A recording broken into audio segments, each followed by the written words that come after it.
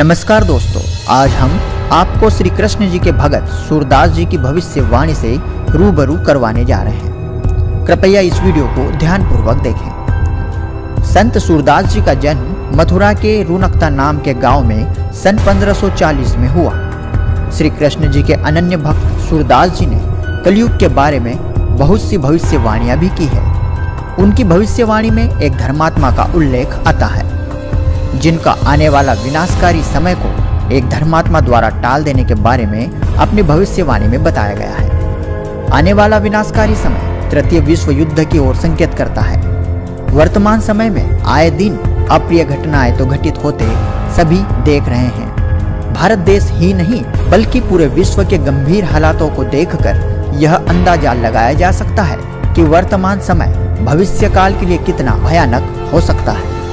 लेकिन अगर हम सूरदास जी की भविष्यवाणियों की बात करें तो हमें देखना है, क्या उनकी भविष्यवाणियों का संकेत इन्हीं घटनाओं की तरफ था, या फिर प्रकृति में कोई और उथल पुथल या कोई और अनहोनी घटना होने वाली है। अगर हाँ, तो क्या है वह प्राकृतिक उपद्रव जिसकी सच्चाई जानना हर मनुष्य के लिए बेहद जरूरी है। सूरदास जी की भविष्यवाणी वर्तमान के हालातों से ज्यों का त्यों मेल खाती है।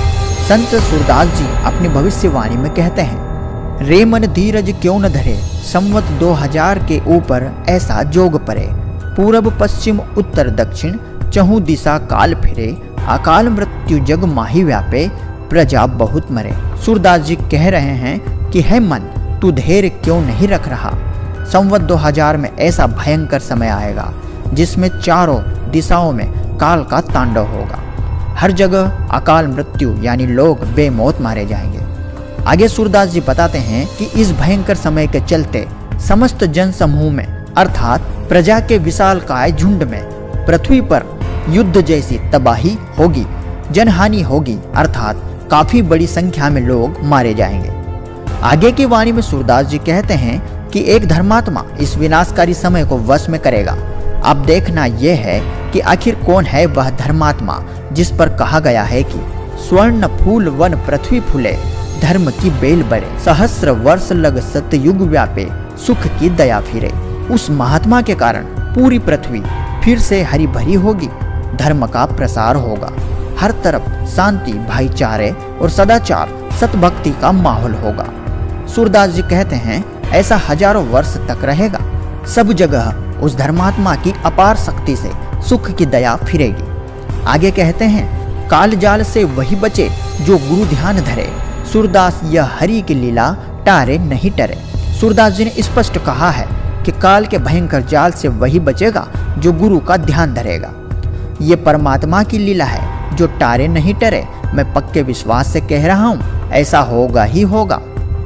दोस्तों, सूरदास जी के यह वचन हमें भीतर तक झकझोर देते हैं और यह सोचने पर मजबूर कर देते हैं कि आखिर वह धर्मात्मा कौन है जिसकी असीम दया से, या फिर यूं कहें कि उस महापुरुष के अथक प्रयासों से समस्त जन समूह में चेतना का नया विस्तार होना लाजमी है। रे मन धीरज क्यों न धरे, संवत 2000 के ऊपर ऐसा जोग परे, पूरब पश्चिम उत्तर दक्षिण चहु दिशा काल फिरे, अकाल मृत्यु जग माही व्यापे, प्रजा बहुत मरे। दोस्तों, इस भविष्यवाणी के बारे में अपनी महत्वपूर्ण राय हमें नीचे कमेंट बॉक्स में जरूर बताएं।